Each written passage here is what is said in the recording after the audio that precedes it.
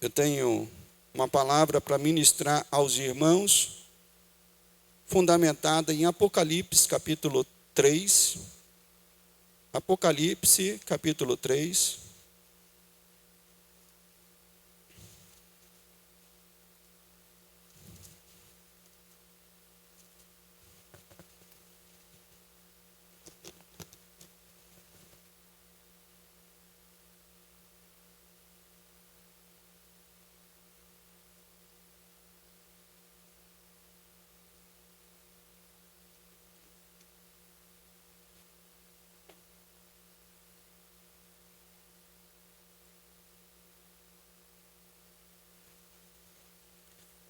Quem já abriu, diga amém.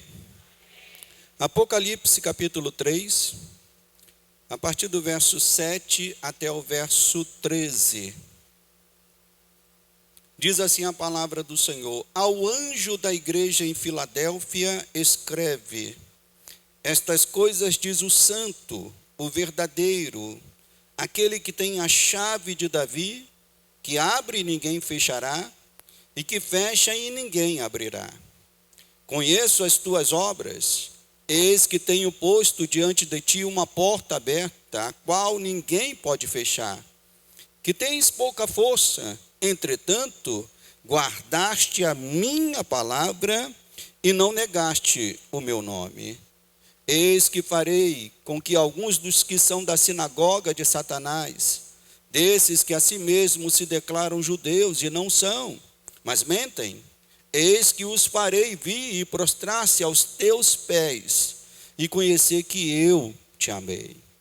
Porque guardaste a palavra da minha perseverança, também eu te guardarei da hora da provação que há de vir sobre o mundo inteiro, para experimentar os que habitam sobre a terra. Venho sem demora, conserva o que tens, para que ninguém tome a tua coroa.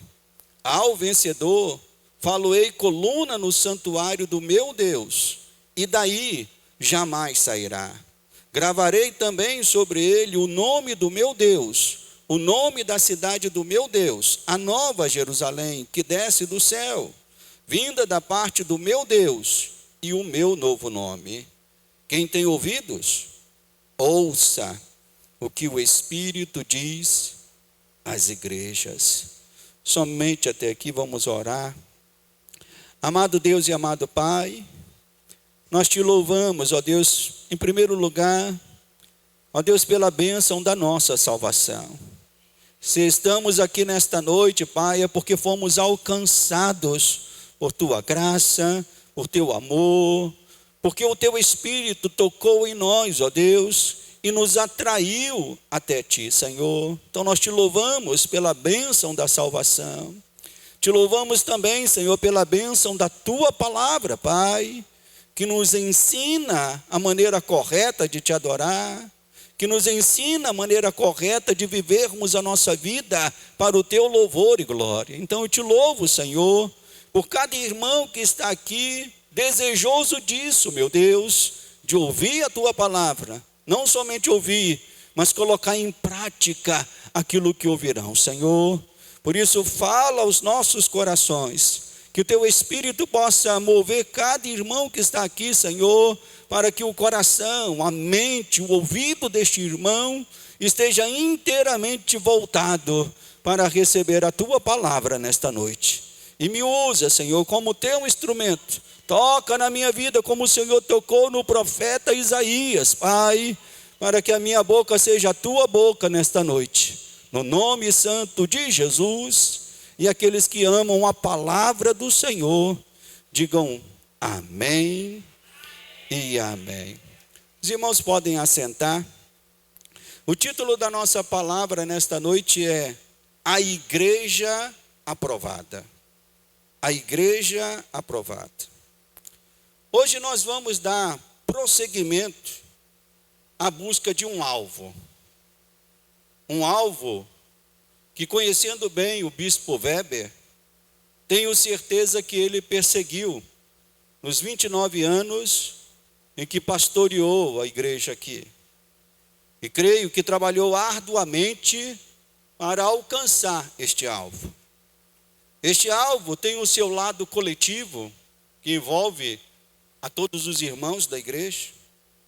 Também tem o seu lado pessoal, que pode ser chamado o alvo do líder. Mas todos nós que estamos aqui, temos que perseguir este alvo.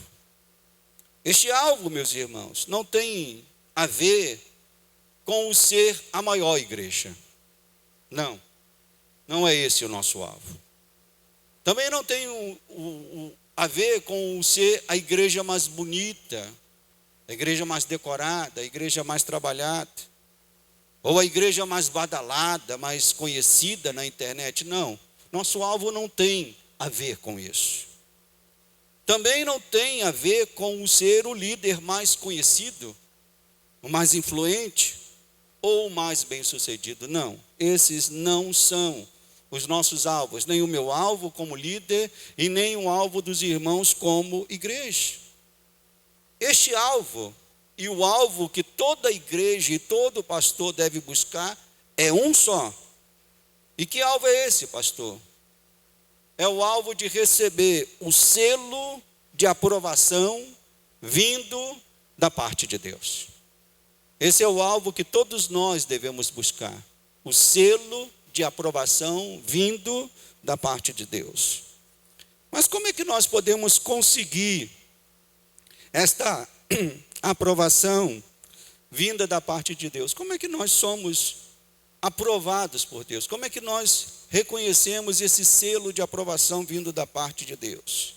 E eu creio que no exemplo desta igreja que nós lemos, que foi uma das 7 igrejas em que as cartas de João foram endereçadas, no exemplo da igreja de Filadélfia, nós podemos encontrar algumas pistas preciosas para responder a esta pergunta: como ser uma igreja aprovada? Como ser um líder aprovado? Esta carta, escrita pelo apóstolo João, que se encontrava, João não escreveu esta carta de um escritório de ar-condicionado, num conforto da sua casa, não. João se encontrava exilado numa prisão situada na ilha de Pátimos, e para essa ilha, para esta prisão, para lá eram enviados as pessoas que o imperador, na época em que essa carta foi escrita, o Império Romano ainda existia, era um império poderoso, dominador. Só para se ter uma ideia, ocupava um largo território do mundo antigo. Então, o Império Romano se estendeu em todas as direções. E o imperador enviava pessoas para esta prisão que ele queria tirar da vida pública. Que nem alguns países que nós conhecemos, né? Quando o governador, o presidente, o ditador não quer aquela pessoa, manda para uma prisão ou manda para fora do seu país, né? Então o imperador fazia isso. As pessoas que ele não queria na vida pública do império, ele mandava para a ilha de Pátimos. João foi para lá porque era alguém que incomodava o império. Era um pregador poderoso. Era um homem influente. Era um homem que falava as coisas de Deus. Isso estava incomodando o império, estava incomodando o imperador, então ele colocou João, nessa ilha chamada Pátimos, que na verdade era uma prisão. A carta, que foi escrita por João, essa que nós estamos trabalhando, foi enviada para uma cidade que tinha o nome de Filadélfia. Há uma cidade nos Estados Unidos com esse nome, Filadélfia, mas o nome vem de muito tempo atrás, e era um nome em referência a um amor fraterno entre dois irmãos muito queridos. E esses irmãos fundaram uma cidade, e o nome dessa cidade foi chamada Filadélfia por conta desse amor entre irmãos. Esse filos fala de amizade, fala desse apreço. Então, Filadélfia, desses irmãos chamados Átalo e Eúmenes. Não sabemos muitos detalhes sobre a igreja da Filadélfia. Nós não sabemos. Quantos membros tinham? Não sabemos quais foram os nomes dos pastores que passaram por esta igreja. A Bíblia não fala sobre isso. Mas sabemos o que importa saber sobre essa igreja. Ela foi uma igreja elogiada por Jesus. Entre as 7 igrejas que João endereçou cartas, essa foi a única igreja que não recebeu nenhuma reprimenda. As outras receberam, as outras 6 receberam. Filadélfia não. Foi uma igreja elogiada pelo Senhor. Foi uma igreja aprovada pelo Senhor. Foi uma igreja que se manteve firme e foi uma igreja aprovada, apesar das adversidades e provações que aquela igreja passou. Então eu creio que nós podemos encontrar pistas preciosas. Nós que desejamos ser uma igreja aprovada, eu que desejo ser um servo de Deus aprovado, nós encontramos pistas preciosas nesta carta. As 7 cartas que João escreveu, elas começam do mesmo jeito. Quem já leu essas cartas, quem já estudou essas cartas são maravilhosas, né? Talvez a parte de Apocalipse mais apreciada por todos os leitores de Apocalipse, né? Porque tem partes que a gente não entende muito bem, mas essa é muito clara, a linguagem dela é fácil, né? As cartas começam do mesmo jeito, e começam da seguinte maneira, deixa a sua Bíblia aberta. Ao anjo da igreja em Filadélfia, escreve. Todas as cartas vão começar com esse prefácio, um cabeçalho. Ao anjo da igreja, escreve. E a minha pergunta é, por que elas começam assim? Por que estas cartas que João escreveu começam dessa maneira? Porque as mensagens que estas cartas traziam, tanto servia para o anjo da igreja, como para a própria igreja.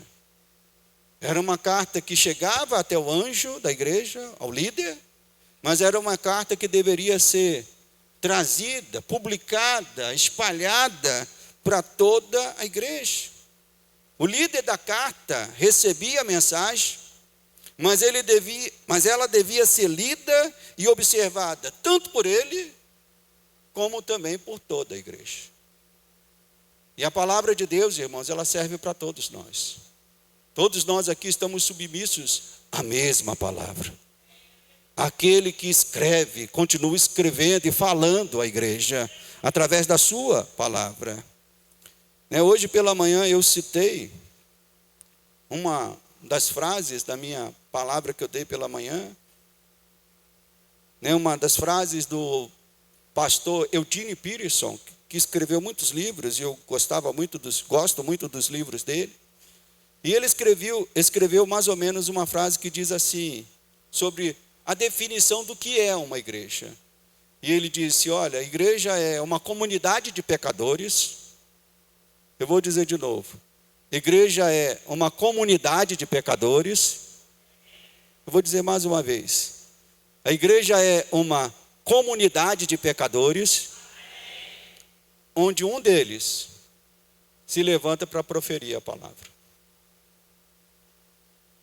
A igreja é uma comunidade de pecadores, de homens e mulheres que precisam de Deus.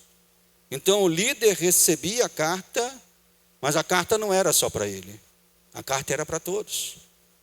A palavra de Deus está aqui, a palavra de Deus é para mim, mas a palavra de Deus é para todos os irmãos. Então, por isso que João começa a sua carta dizendo, olha, a carta é para o anjo, mas o anjo da igreja é para toda a igreja.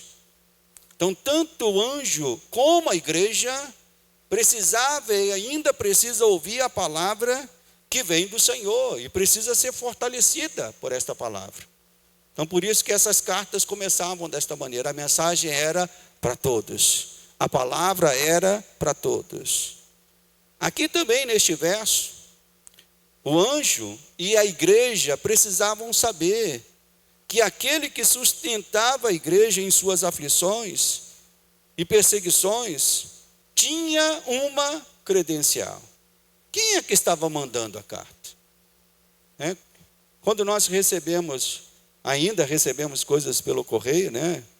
Hoje, semana mesmo, eu comprei alguns livros e recebi lá em casa, né? E quando a gente vê, então, olha, nós olhamos o remetente, já sabemos mais ou menos o que é. Qual é a credencial daquele que manda a carta? Está aqui no texto.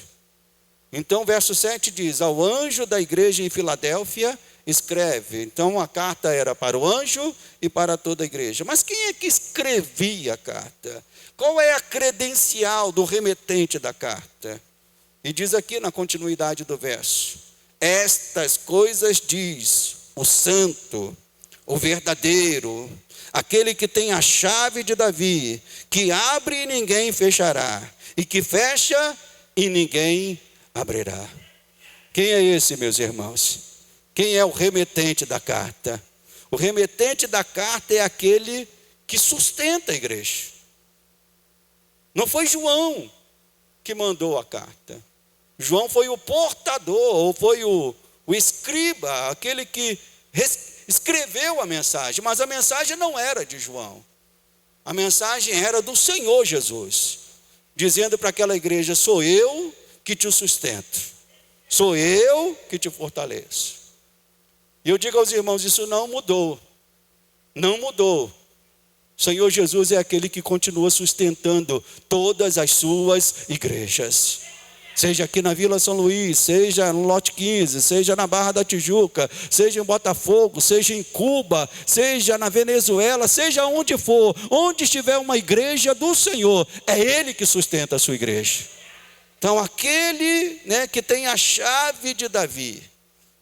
E aqui essa é uma expressão, irmãos, que tem um sentido de aprovação e de autoridade. Ter a chave de Davi era o significado de alguém que tem autoridade, vinda não da parte de qualquer um, da parte do próprio Deus, do próprio Senhor, para falar em nome de Deus e para agir em nome de Deus. E essa expressão, chave de Davi, ela aparece em outros lugares da palavra de Deus. Então, marque a sua Bíblia aí. A Bíblia de muitos irmãos aqui tem algumas fitinhas. A minha tem uma vermelha e tem uma amarela. Então, marca aí Apocalipse 3 e vamos até Isaías 22. Livro do profeta Isaías, capítulo 22. Então, essa expressão chave de Davi não é uma expressão simplesmente bonita de se dizer. Era uma expressão que tinha um significado. Quem recebeu aquela carta, quem leu esta frase, entendeu o significado que este termo trazia. Porque era um termo antigo, dentro da cultura judaica, dentro ali do povo de Deus. Isaías, capítulo 22, verso 22. Diz assim: porei sobre o seu ombro, o que, meus irmãos? A chave da casa de Davi. Ele abrirá, ninguém fechará. Ele fechará e ninguém abrirá. Então era uma expressão já conhecida. Era uma expressão que simbolizava autoridade, poder, para poder falar em nome do Senhor, representar o Senhor. Meus irmãos, seja aqui na Vila São Luís, seja em Lote 15, ou em qualquer outro canto do mundo, nós precisamos entender isso, que aquele que sustenta a igreja, ele fez a seguinte declaração: e as portas do inferno, o que ele declarou, meus irmãos? Não prevalecerão contra a igreja do Senhor. É Ele que sustenta a sua igreja. Ao longo de 2000 anos, quem já leu a história da igreja, já viu que a igreja já passou por tantas coisas. A igreja já sofreu todo tipo de ataques, tem passado pelos piores reveses, mas segue firme, confiando naquele que tem e continua tendo, e ninguém pode tirar das mãos dele a chave de Davi. Ele abre e ninguém pode fechar. Ele fecha e ninguém pode abrir. É ele que tem toda a autoridade.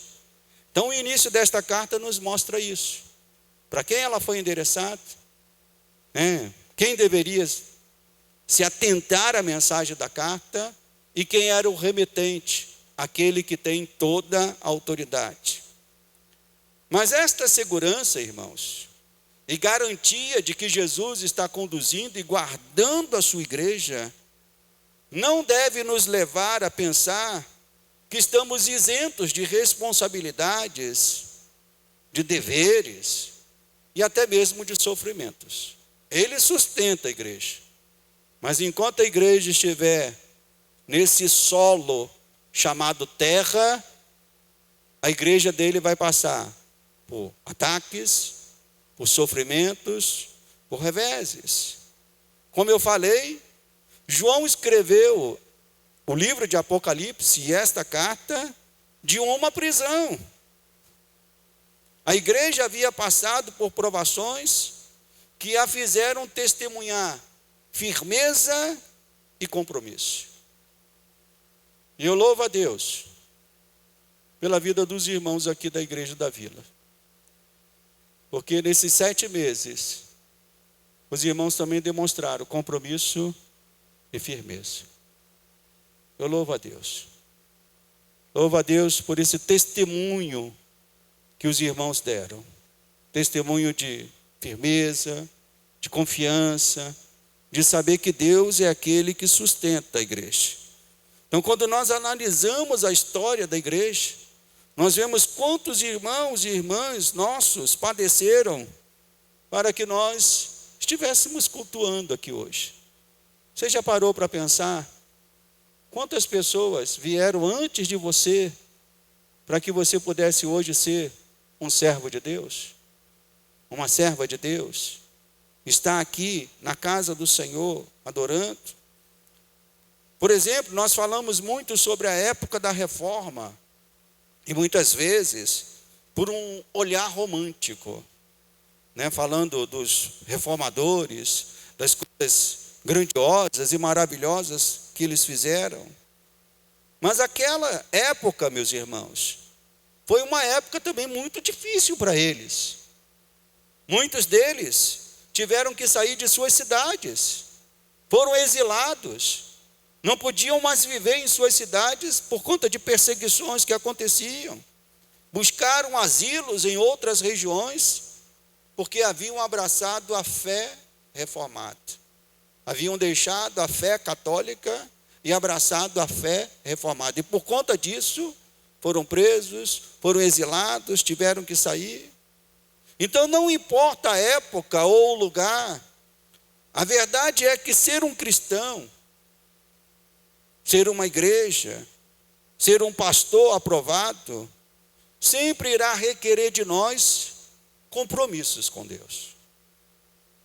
Não importa onde você estiver, uma igreja grande ou pequena, uma cidade amiga do Evangelho, ou uma cidade hostil ao Evangelho. Independente de onde essa igreja estiver colocada, esta igreja, esse líder, esse irmão, terá que ter alguns compromissos para com Deus.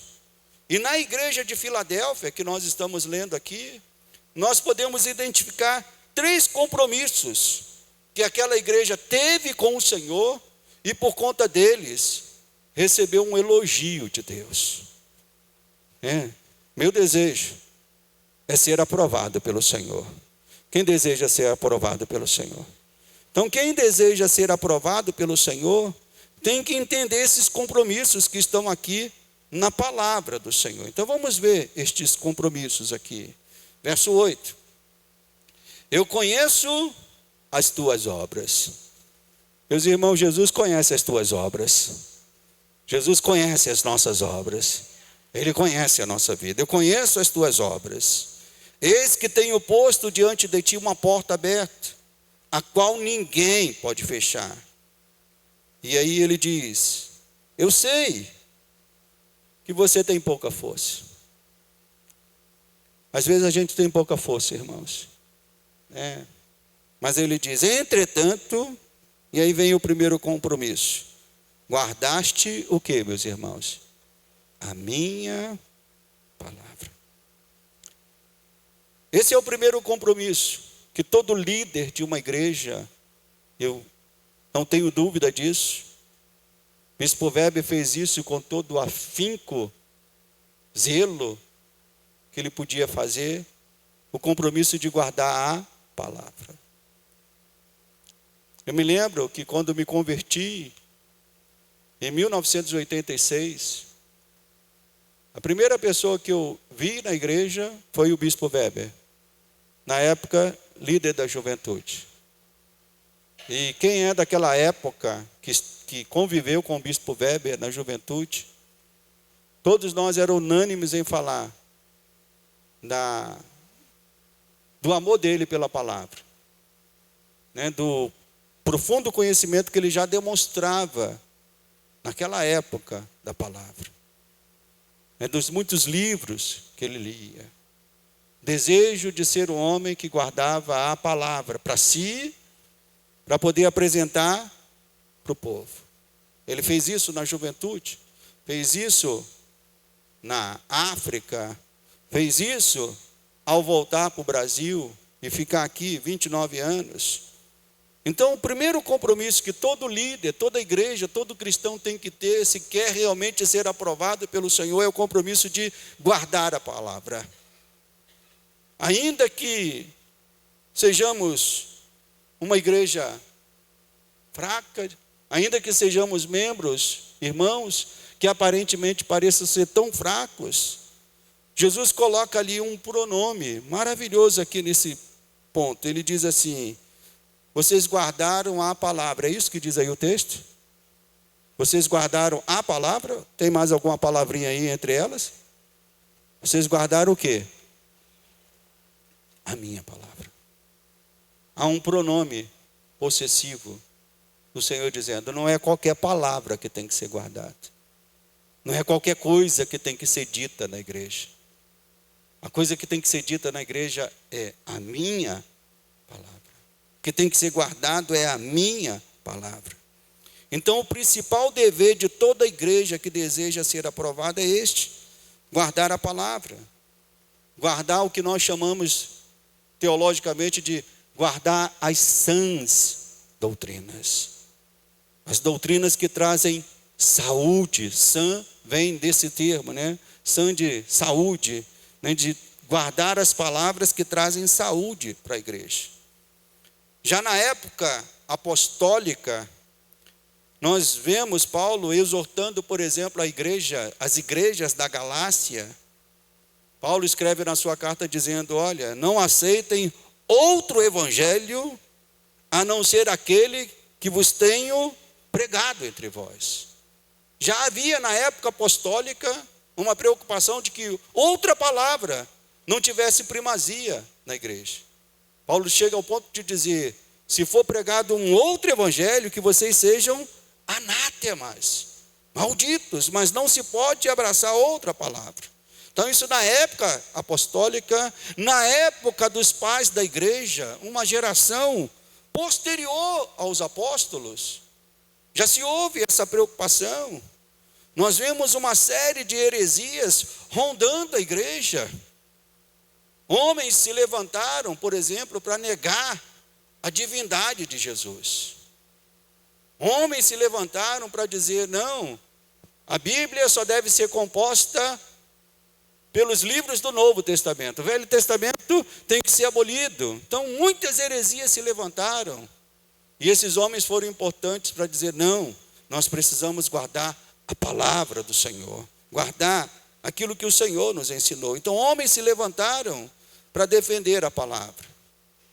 Ainda hoje, irmãos, nós temos essa mesma preocupação. Não é porque a Bíblia está aqui, escrita nas nossas mãos, que as heresias pararam de rondar a igreja. Não é porque nós temos as escrituras, que nós vemos pastores se desviando um pouco para cá, um pouco para lá, a respeito da Escritura. Ainda hoje, nós temos desafios com respeito a isso. Pastores que se levantam para fazer uma leitura, uma pregação mais inclusiva da palavra de Deus. Vamos esticar aqui o cobertor do Evangelho, para abraçar todo mundo. Aí estica o Evangelho para cá, estica o Evangelho para lá, amplia para que todos sejam incluídos, sejam aceitos. Pastores que cedem os seus púlpitos para promover agendas que afrontam a palavra de Deus. O desafio ainda é muito grande, irmãos. E as igrejas que querem ser aprovadas, os pastores que querem ser aprovados, não podem fugir deste compromisso. Que compromisso, pastor? Guardar a palavra do Senhor. Meditar nessa palavra, voltar a essa palavra. Nosso dever, meu e seu, é culto após culto, abrir as Escrituras e meditar nelas sempre. A centralidade de qualquer igreja tem que ser aqui, a palavra do Senhor. E este guardar a palavra tem duas partes. A primeira tem a ver com o exame correto das Escrituras. Tanto no meu caso, para pregar aos irmãos, como também dos irmãos para compreender bem a palavra. Somos nós, todos nós, que temos que guardar a palavra. O pastor tem que guardar a palavra para pregar bem a palavra. Mas os irmãos também têm que guardar a palavra para saber se aquilo que o pastor está pregando está correto. Em Atos dos Apóstolos, nós vemos que mesmo, irmãos, imagine só. Se o apóstolo Paulo estivesse vivo ainda, o pastor Josenildo vai convidar o apóstolo Paulo para pregar aqui na igreja. Vem o apóstolo Paulo. Paulo foi para Bereia para pregar. E quando ele terminava de pregar, sabe o que os bereanos faziam? Conferiam. Para ver se aquilo que Paulo estava pregando estava de acordo com a palavra. O compromisso é mútuo. Não é só o pastor. São os irmãos também que têm que guardar a palavra. Tem que conhecer e guardar a palavra. Então a primeira parte envolve o exame da palavra, o conhecimento da palavra. Exame significa exatamente isso, você examinar, se aprofundar naquilo. A segunda parte desse guardar a palavra, obviamente que nós não estamos aqui simplesmente para conhecer teoricamente a palavra. Esse guardar a palavra tem a ver também com, a segunda parte tem a ver com o praticar a palavra. É guardar para praticar. É guardar para viver. Ninguém pode dizer que guarda a palavra de Deus se ela não muda o teu jeito de viver. Ninguém pode dizer, eu guardo a palavra vivendo uma vida de pecado. Vivendo uma vida de qualquer jeito. Então, guardar a palavra tem a ver com o exame, mas tem a ver com a prática. De vivermos essa palavra, de deixarmos essa palavra mudar o nosso jeito de viver. Não pode querer apenas o conhecimento teórico. Tem que também vir junto com ele o conhecimento prático. Amém, meus irmãos? Há muitas pessoas que conhecem a palavra, mas não vivem a palavra. Eu me lembro, no início da minha conversão, quem foi da época lá, alguns irmãos aqui foram da época da Itatiaia, alguns aqui são filhos de irmãos que foram da época da Itatiaia, eu sei disso, né? Tinha um irmão lá, quando eu me converti, que ele sabia todos os versículos de cor. Que alguém quisesse, irmão, esse versículo aqui onde está? Ele falava a referência, ele sabia, na época que não tinha nem internet, não tinha nem Google, ele sabia todos os versículos de cor.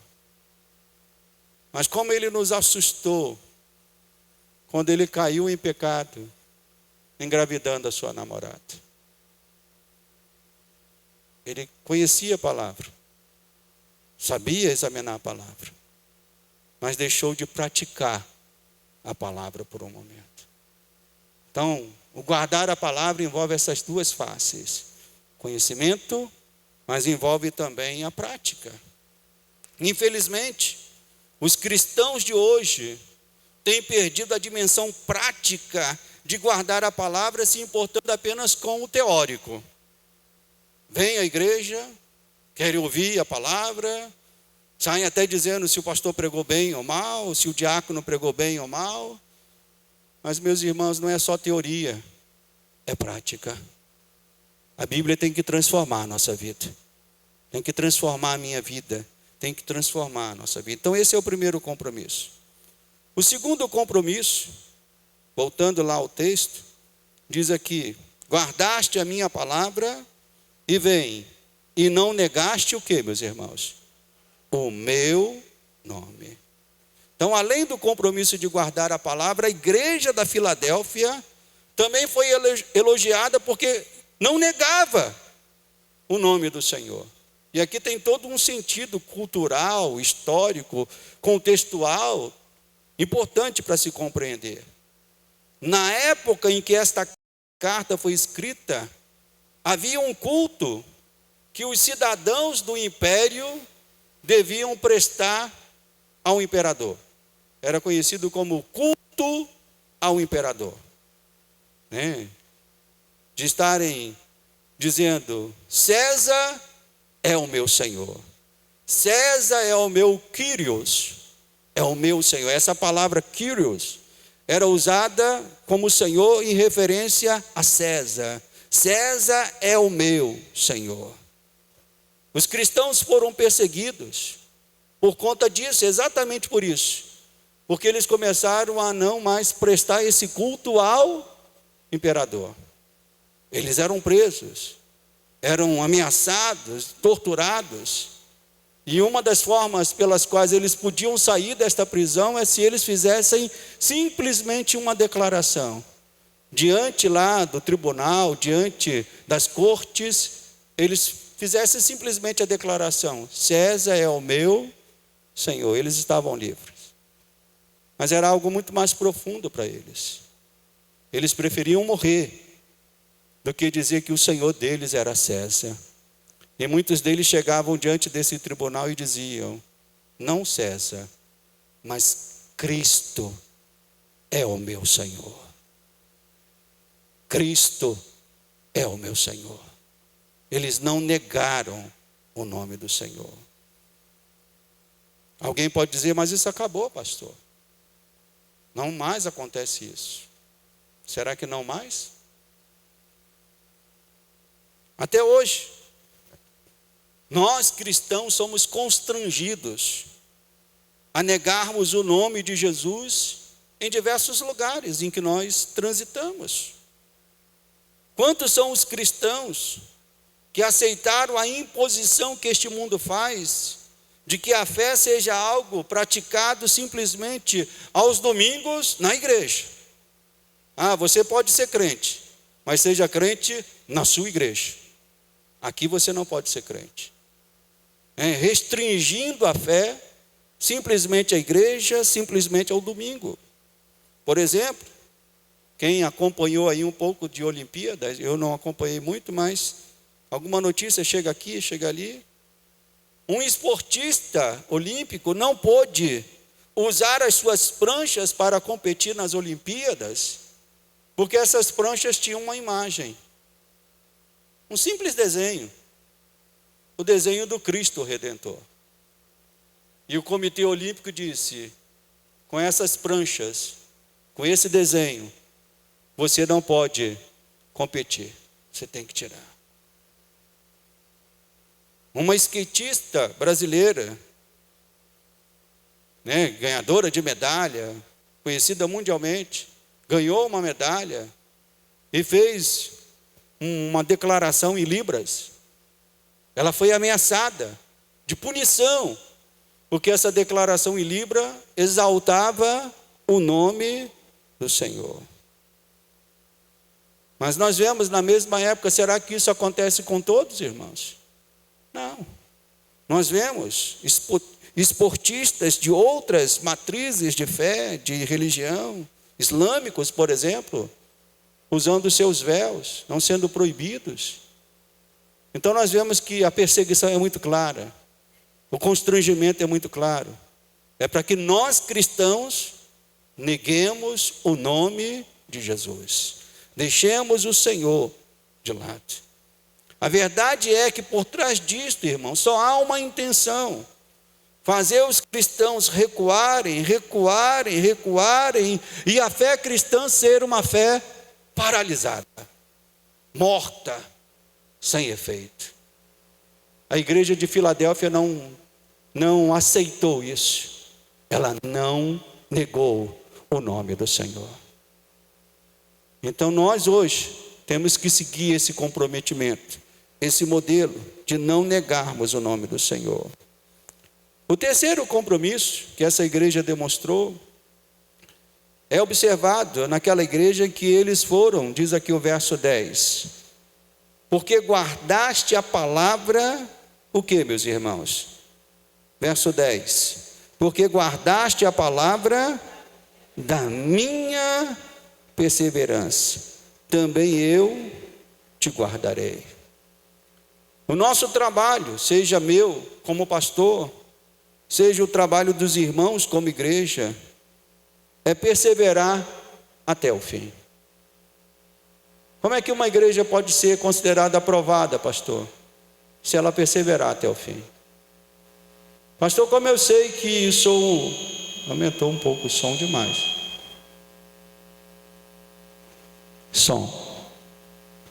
Pastor, como eu sei que eu sou um crente salvo? Como eu sei que eu sou um crente salvo? Se você perseverar, até quando, meus irmãos? Até o fim. Então a perseverança é uma marca daqueles que são provados por Deus. Foi isto que garantiu, meus irmãos, a fé ir passando de geração em geração e chegar até nós. O que Deus pode fazer através da nossa perseverança é algo que nós não conseguimos imaginar. Nós não conseguimos imaginar o que Deus pode fazer através da nossa perseverança. Eu já ouvi história de irmãos e irmãs em Cristo que foram impactados pelo testemunho de avós que tiveram. Eu sei, pela amizade, pelo tempo que caminhei com o pastor Hagner, irmão do bispo Weber, que eles tiveram um avô que foi muito marcante na vida deles, Não sei se o bispo Weber já comentou aqui, mas o bispo Hagner sempre comentava isso, do impacto que esse avô causou nos netos, de uma perseverança, de um homem de Deus, então, de avós. Eu já ouvi casos de irmãos que se converteram mediante testemunhos de colegas de trabalho, de colegas de fardas, pessoas que no seu ambiente de trabalho testemunharam do Senhor, se mostraram homens perseverantes. Então devemos lembrar, irmãos, como Cristo viu e se alegrou com estes compromissos na igreja de Filadélfia. Foi a única igreja que recebeu só elogios do Senhor. Não foi uma igreja reprovada em nenhum quesito, foi uma igreja aprovada, foi uma igreja que guardou. Então devemos lembrar que Cristo viu isso naquela igreja, viu esses compromissos, e Ele quer ver os mesmos compromissos aqui nas igrejas espalhadas no mundo. Na igreja da Vila São Luís, na igreja do Lote 15, na igreja da Catedral, em qualquer igreja, seja ela uma igreja pequena, grande, seja ela de 29 anos, de 29 meses, não importa. Esses testemunhos, esses compromissos precisam estar presentes nestas igrejas. Que compromissos, pastor? Guardar a palavra, não negar o nome e perseverar até o fim. Por fim, podemos dizer que aquela igreja ela foi aprovada por Cristo, porque se manteve firme nesses compromissos e alguns alertas e promessas que o Senhor fez àquela igreja. E que alertas foram esses? Nós não vamos detalhar esses alertas nesta noite, mas eu quero apenas pontuar esses alertas com os irmãos. Primeiro, diz aqui o texto, verso 11. Jesus disse para aquela igreja que Ele está voltando e vai demorar, é isso que Ele está dizendo? Ele diz: olha, eu venho, e venho sem demora. Conserva o que tens, para que ninguém tome a tua coroa. O nosso Senhor está voltando, meus irmãos. E uma igreja que quer ser aprovada, ela precisa, ela jamais pode perder essa dimensão escatológica da fé. Que dimensão é essa, pastor? O Senhor está voltando. Nós não podemos amar demais este mundo. Não podemos amar demais os prédios que Deus nos permite construir. Não podemos amar demais o conforto que possamos ter. Não, o nosso Senhor está voltando. Também devemos conservar a herança que nos tem sido passada ao longo dos séculos. Venho sem demora, conserva o que tens, para que ninguém tome a tua coroa. E o que a igreja tem que conservar? Os ar-condicionados? Os aparelhos de som? Os bancos? Os instrumentos? Não. A herança da igreja não são estas coisas. A herança da igreja tem sido passada ao longo dos séculos, século a século a igreja tem recebido. E que herança é essa? Primeiro, conservar aponta para um caráter confessional da igreja. Aquilo que nós temos recebido, desde da época dos apóstolos, diz aí, lá em Atos dos Apóstolos: e perseveravam em oração, na doutrina dos apóstolos, no partir do pão. E é isso que a igreja tem que, ao longo dos séculos, conservar. É isso que faz uma igreja ser aprovada, é conservar essa herança confessional. A igreja aqui faz 29 anos. Mas o que é 29 anos comparado a 2000 anos? O que são 24 anos da igreja do lote 15 comparado com 2000 anos? A nossa herança, irmãos, não está no prédio. A nossa herança está nessa confissão de fé. Tem sido passado século após século. E o último alerta é um alerta que se repete em todas as cartas. Todas as cartas João coloca esse alerta para a igreja. Diz assim, finalzinho, verso 13: quem tem ouvidos, ouça o pastor Josenildo. Ah, não é isso não que tem não? Poxa, minha irmã. Quem tem ouvidos, ouça o bispo Walter. Quem tem ouvidos, ouça o que o Espírito diz às igrejas. Pastor Josenildo um dia vai morrer. Bispo Walter um dia vai morrer. Os pastores irão morrer. Mas o Espírito continuará falando à igreja. Ele é aquele que fala. Então o último alerta é esse. É o Espírito que está guiando a igreja. É Ele que nos faz prosseguir, apesar de tudo o que possa vir sobre nós. Qualquer coisa que possa vir sobre nós. Qualquer revés que a igreja possa passar. A igreja está garantida se continuar ouvindo o que o Espírito diz a ela. O que Ele promete à igreja. Amém, meus irmãos? Então, como eu disse no início, a igreja precisa prosseguir rumo a esse alvo. O que eu vou fazer aqui como pastor dos irmãos não é nada novo. É algo que Bispo Weber estava fazendo aqui há 29 anos. prosseguindo para esse alvo. Que alvo, pastor? Ser um pastor aprovado, ser uma igreja aprovada. Quem concorda com esse alvo aí? Ser um pastor aprovado, ser uma igreja aprovada. Nós vamos seguir neste alvo. E tal como acontece aqui na terra, quando alguém termina um curso ou uma faculdade, onde se faz uma celebração de graduação aos aprovados. Quem já participou de uma graduação de aprovado? Nem que seja daquela fase infantil, né? Eu me lembro que quando os meus filhos passavam sei lá, nem me lembro mais, maternal, para alguma coisa lá, aí tinha formatura do filho, aí a gente ia lá, vestia lá uma roupinha diferente, dava um anel, e eles vinham todo prosa, né? Foram aprovados. É maravilhoso, irmãos, ser aprovado. É maravilhoso ouvir: você foi aprovado, você passou no teste. Deus também tem prometido a todos nós uma celebração de formatura. Se prepara, meu irmão. Tem uma celebração de formatura esperando por você. Tem uma celebração. Os aprovados estarão nesta. E o termo usado na carta para aprovados é esse daqui, verso 12. Ao vencedor. Ao aprovado. Aquele que passou por todos os testes. Aquele que guardou a minha palavra.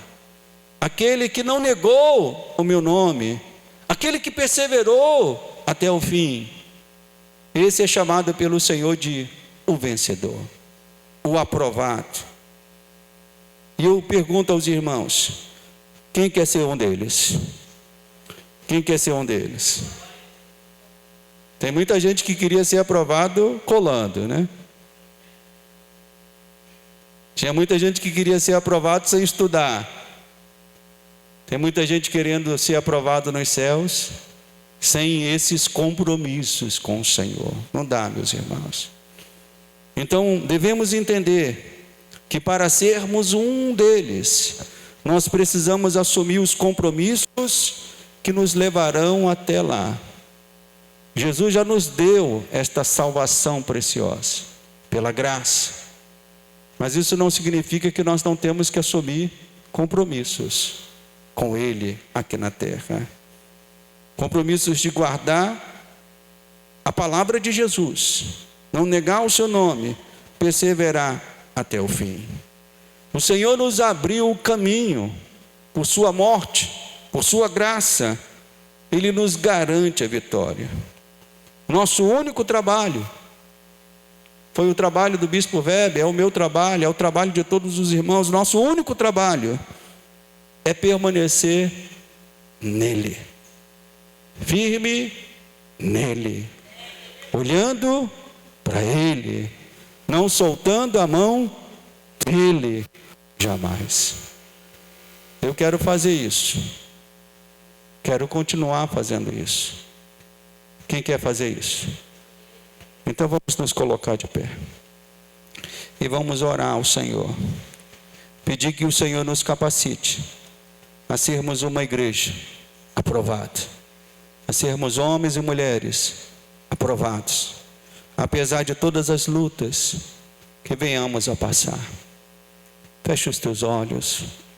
Senhor nosso Deus e nosso Pai, obrigado, Senhor, pela tua palavra ministrada nesta noite. Ó Deus, palavra tão doce, tão preciosa, tão verdadeira, tão necessária, como foi para a igreja da Filadélfia naquela época, tão necessária para a igreja dos nossos dias. Não importa onde essa igreja possa estar, não importa o tamanho desta igreja, não importa os anos desta igreja, ó Deus, toda a igreja precisa desta verdade, deste compromisso com o Senhor, de guardar a tua palavra, de não negar o teu nome, de perseverar até o fim. E eu louvo, meu Deus, porque podemos ver esses compromissos presentes aqui na tua igreja, na Vila São Luís, presente aqui na vida dos irmãos que congregam nesta igreja, Pai. E a minha oração é que o Senhor conserve isso, meu Deus, fazendo com que cada um destes irmãos jamais abra mão destes compromissos por qualquer coisa que seja, Senhor, por uma vantagem que o mundo possa oferecer, por um degrau a mais que o mundo possa apresentar, por uma falsa alegria que possa surgir. Não, meu Pai, nós negamos todas estas coisas. Nós queremos somente o Senhor, a Tua palavra, permanecer na Tua presença, Pai, porque sabemos, como diz a Tua palavra, o Senhor vem sem demora. E é necessário que a tua igreja se encontre, ó Deus, alerta, vigilante, atenta, para que quando o noivo, ó Deus, para quando ouvirmos o grito, eis o noivo, possamos correr ao teu encontro, não com lamparinas vazias, não com corações adormecidos, não com uma fé, ó Deus, paralisada e estéril, não, meu Pai, mas com um coração pulsante, com uma alegria vibrante, com o desejo de se encontrar com o Senhor, porque sim, o Senhor vem sem demora. Por isso, Senhor, continua despertando a tua igreja, continua despertando nós, líderes, pastores, continua despertando irmãos e irmãs, todos nós, porque todos nós precisamos tomar estes mesmos compromissos com o Senhor. Meu Deus, eu te agradeço e te peço que essa seja a realidade desta igreja, para a glória e louvor do teu nome. E aqueles que amam o Senhor, dêem glória a Deus.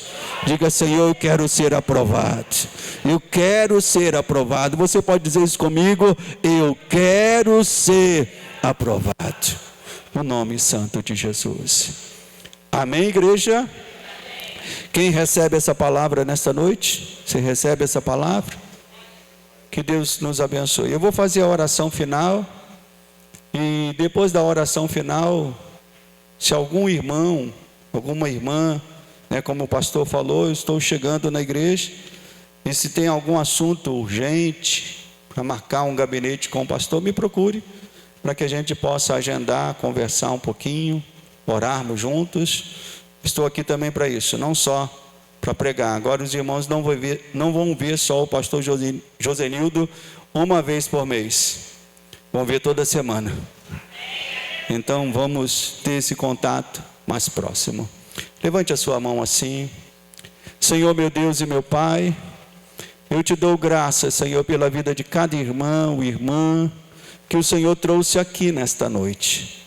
Senhor, que a tua palavra possa despertar os teus filhos e filhas, trazendo esse sentimento, Senhor, que foi falado nesta noite, esse sentimento de compromisso, de empenho, de guardar a palavra, de não negar o teu nome e de perseverar apesar de qualquer situação que possa se levantar.